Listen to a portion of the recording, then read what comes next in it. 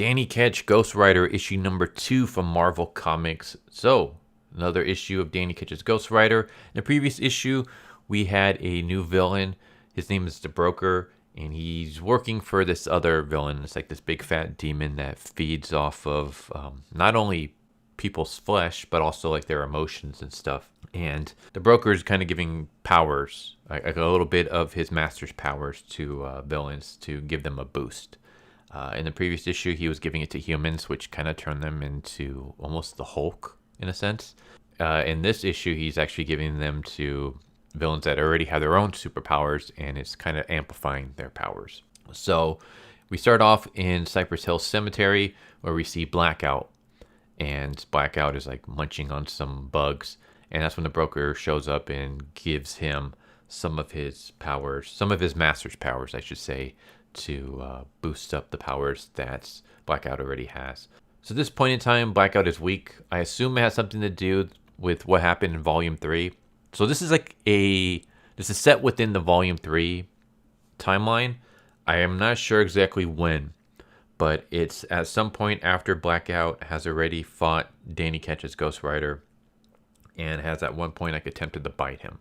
Because he mentions how the last time he faced, in this issue, he mentions the last time he faced Danny Ketch, he tried to bite Ghost Rider, and it ended up like backfiring on him. So it's sometime after that, and he basically gets a boost of powers. And then that's when we cut to Danny Ketch, and he's taking on, these hooded guys. I probably can't say the name without getting demonetized, so I'm just gonna call them the hoodies. But you can clearly see what I'm talking about by looking at this image. And I'm going to go on a little bit of a rant here.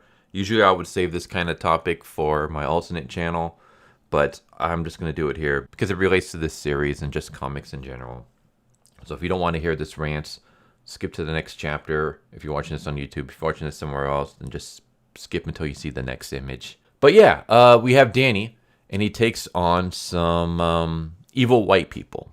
And this is only for 2 images. Like, we literally get this one splash page, and then we get one tiny little panel where he does the Penistare and he defeats them. So you might be thinking, well, why are you blowing this out of proportion? And if it was just this standalone, then I wouldn't. But it's the fact that this image is in everything. It's in all comics, it's in all TV shows, movies, all kinds of media. And it's the fact that anytime you have to have a villain that's not like a superhero or something like that, it always has to be a white male. And if a religion is involved, it's either a Christian or a Catholic. And it's in everything. I see it all the time, even if it doesn't really make all that much sense. For example, why are there only 2 hoodie guys here in the cemetery at night? First off, I'm not all that familiar with the customs of our hoodie dudes right here. I just know the basics that like any other normie knows. But do they have meetings in cemeteries? That seems kind of weird. Also, if they're having meetings, why is it just 2 of them? Are these the only 2 extreme white people? Let's just phrase it like that. In the entire city? It just seems kind of weird. Like, this seems really out of place. Like, if it was just 2 hoodlums, okay, that would make more sense. But the fact that you have to go the extreme and make them the hoodies, it's just, okay, it's kind of weird. Why are they in the cemetery? Why is it just 2 of them? But I see this like in other things that also don't make much sense.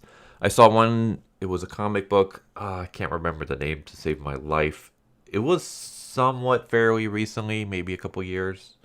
And it was almost Punisher-like in the sense that in this specific issue, it was a guy taking on a street gang. And the street gang, I think, was supposed to be based off the Crips. The reason I say that is because the street gang was dressed with like a blue theme, and they had a rival gang that was a red theme. And everyone in the blue gang were white. And I'm just like, really? You have a group of gangsters based off the Crips, and they're all white. Yeah, that makes sense, because there's a lot of white people in the Crips. I saw another, I think it was a Crow series. I might be wrong. I want to say it was a Crow series that came out a couple years ago. And it started off in the Vatican. and it was like this huge Catholic holiday or ceremony. It was basically a lot of Catholic people, and they're in the Vatican City, and they're having like this giant parade. And then two people in trucks, well, two people in one truck, come and run over everybody. And so it's it was a extremist attacking people in vehicles. And you might be thinking, okay, we got an extremist. We have a vehicle being used to cause the terrorist action. And they're purposely mowing down Catholics. Who could it be? Would you guess that the ringleader was a Catholic priest? Because if you did, you would guess right. Because that makes a lot of sense. A Catholic priest using a truck to run over other Catholics during a Catholic ceremony.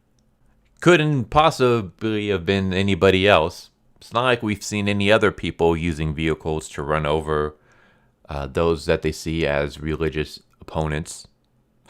It has to be a white male Catholic priest. See, and it's stuff like this. I'm getting kind of tired of this. I don't mind, like, all right, you got to have white people as villains, whatever. But is it always got to be white people? I mean, you seem to have no problem when it comes to good guys doing the whole like Burger King Kids Club where you have one group of every race as heroes. Can you not just do like a weird gang with every race? For example, here, instead of him doing the Penistera on our hoodie dudes, can he not do it on a white guy and a black guy, or a white guy and a Hispanic dude or something? Like, can we not like just mix the races? Is that so hard? Like, it's just, I know I'm kind of ranting on this. It's just, again, if it was just this comic that did it, I would have just kept on going. It wouldn't have bothered me whatsoever. But it's just, this is kind of like the straw that broke the camel's back in a sense. I just see it constantly in everything, even things that don't make sense. Why is there a Crip gang filled with nothing but white people? Why are Catholic priests running over Catholics during a Catholic holiday in a truck? Like, you're taking things that belong to other races and other religious groups, and then you're using white people as the vehicle for that evil. And it's like, why are you doing that? I mean, I know why, but it's getting kind of tiring. Like, I'm really sick of seeing this all the time. Can I read one comic? Can I watch one TV show, one movie where we have a villain that's not a white male Christian? Can we just do that for a change? That would be nice. But yeah, it's just, here we go. Here's Danny Ketch fighting off some evil white people in a cemetery. Because apparently these evil white hoodie guys have meetings in the cemetery with just two people. Whatever. Okay. So there's the end of the rants. I'm just, yeah, that kind of just bugged the crap out of me. So yeah, moving on. But yeah, he talks to Caretaker, and Caretaker's just kind of telling him like, hey, I have a funny feeling that something is going off. There's some new player in the area. Just take care of yourself. And the person he's talking about is the broker. Like, he doesn't know it's the broker, but he's feeling that the broker is around. And so we cut to Ravencroft Institute, where we see Scarecrow. And Scarecrow gets busted out by the broker and by Blackout. And he is able to get his mask, and the broker boosts him up with his powers, and he makes his breakout. What is the Scarecrow's powers in Marvel? Is it exactly the same as DC's? Because it seems to be like fear. And then we cut a little bit later. We have Danny. He meets up with Stacy, and at this point in time in the timeline, they're having like some kind of issues. Barbara is dead. Danny has, like, since her death, Danny has been focused on like just riding his bike and stuff like that. Like, he's just kind of spending all his time on his motorcycle and not enough time with Stacy. And we all know it's because he's the Ghost Rider. That's why he's away. He's not like spending his time joyriding or anything like that. He's being taken over by the Ghost Rider. But Stacy doesn't know that. At this point in time, Stacy has no idea that Danny Ketch and the Ghost Rider are one and the same. And yeah, we have a blackout happen, and then Blackout shows up. And I'm going to stop it there. But yeah, basically we have Blackout going after... first he goes after Stacy, and then he tries to go after Danny. And then once Danny turns into Ghost Rider, he kind of turns his attention back to Stacy again. Without going too much into spoilers, it looks like this is setting up to be a Danny Ketch, Johnny Blaze team-up series, rather than just a Danny Ketch focused story. So, yeah, we'll see how that goes. Like, I've mentioned it in plenty of Ghost Rider videos I've done. I'm a huge fan of Johnny Blaze. I love Johnny Blaze as a character. He's one of my favorite comic book characters ever. I've read, I don't want to say everything with him in it, but I've read a lot of things with him in it. And yeah, I've always preferred him to Danny Ketch. With that said, I almost kind of don't want him in this series. Just because I kind of want to see more of Danny Ketch. As someone who's only read issue number 1 when it comes to volume 3 of Ghost Rider. And all my other stuff with Danny Ketch, he's been kind of like an antagonist in those series. So I don't like Danny Ketch as a character. But again, like I've said this before, it could just be because of the stuff that I've read. The stuff that I've read with Danny Ketch doesn't paint him as an interesting or a good character to me. But I did read first issue of volume 3, and I loved it. I thought it was awesome. And so I'm like, oh, I kind of want to give Danny Ketch, a chance. I want to go and actually read the stuff that he, volume 3, his story, and see if he actually is a better character than I always made him out to be. So I would like to see this series just focus on him, so I can just kind of get more of him rather than seeing him share screen time with Johnny, even though I love Johnny's character and I prefer Johnny Blaze as the lead. I kind of just want this to just focus on Danny, just so I can get more of who he is as a person. So I'm a little bit, iffy on that. Plus, I'm just one of those people that I've always liked heroes that are more solo than in groups. So this might seem like a really weird topic shift, but Kamen Rider. I'm a huge fan of Kamen Rider. And I absolutely love the old school Kamen Rider stuff where it was just him. I'm not going to name any one specific character because each Kamen Rider series has its own main character. And yes, I know the very first Kamen Rider series went, there was Kamen Rider 1 and 2 eventually because of things that happened behind the scenes. But I always preferred when it was just the one character with the Kamen Rider powers. I never really cared when there was like a group of them. So that's kind of how I also feel when comics. Like I know there's multiple Ghost Riders, or at least in this point, Johnny doesn't have the Ghost Rider powers. He just has the Hellfire shotgun.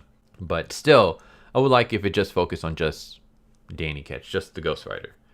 I don't like when we get like a bunch of other multiple, characters. Like in some of the other Ghost Rider stuff, I liked it when it was just focused on Johnny. I didn't like when we started bringing other Ghost Riders into the mix.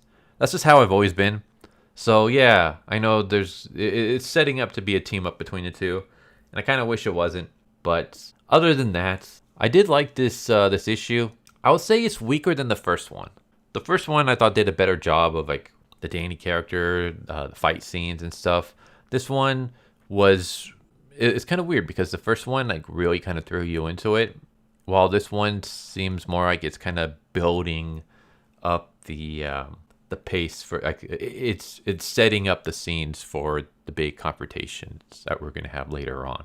So this feels like a setup issue rather than an issue where you're going to get a lot of action and stuff. Even though we do get a brief fight between Ghost Rider and Blackout, it's not as great as a fight as in the first issue we started off with a big fight and then we ended with a big fight. Here we just get one kind of quick fight. I felt like this one was just a little bit weaker than the first issue, but it's still a good issue. I'm still really enjoying this series. I do recommend this if you like Danny Ketch, if you like Ghost Rider. Go check it out. It's an interesting story so far. I heard it was going to be a mini series. I don't know if they said how many issues it was going to be. I think it was 5 or 6 is what I read. I could be wrong. Kind of wish it was a little bit longer. Yeah, I guess we'll see what happens. There you go. I'm just kind of rambling at this point. Danny Ketch's Ghost Rider issue number 2. I liked it. Weaker than the first issue, but not by much. Like if the first issue, I forgot what the hell I graded it as. Maybe it was, I think it was like a 7 out of 10. Then I'd give this a 6 out of 10. So it's just like a point lower than the first issue, but it was still a good issue. Like it's still something that I recommend checking out. I'm still really looking forward to seeing where this goes. And yeah, there you go. Hope you enjoyed the video. Hope to see you next time. Take care. Later. So what'd you guys think of that video? Hope you guys enjoyed. If you guys haven't already, please subscribe, hit that bell for a notification, leave a like if you enjoyed the video. And if you didn't enjoy the video, thank you for watching it this far, and I hope the next video is more to your liking. Feel free to check out the playlist that you guys see, and I hope to see you guys next time. Later.